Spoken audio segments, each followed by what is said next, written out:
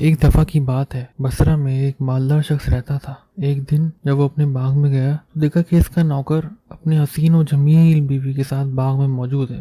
نوکر کی خوبصورت بیوی کو دیکھ کر مالدار کی نیت خراب ہو گئی۔ اس نے عورت کو محل میں بھیجا اور نوکر سے کہا، جاؤ ہمارے لیے کھجوریں توڑ لاؤ، جب کھجوریں توڑ چکو تو فلاں فلاں کو میرے پاس بلا لانا۔ نوکر حکم پاتے ہی کھجوریں لینے چلا گیا۔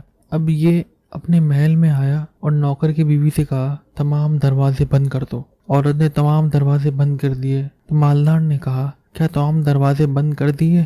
سمجھدار نیک عورت نے کہا، صرف ایک دروازہ میں بند نہ کر سکی۔ مالدار نے کہا، کون سا دروازہ تو نے بند نہیں کیا؟ اس نے کہا، وہ دروازہ جو ہمارے رب کے درمیان ہے، میں اسے بند نہیں کر سکی۔ یہ جملہ اس مالدار کے دل میں تاثیر کا تیر بن کر بے بس ہو گیا۔ وہ گناہ سے بچ گیا اور رو رو کر اللہ کی بارگاہ میں توبہ کرتا ہوا وہاں سے چلا گیا۔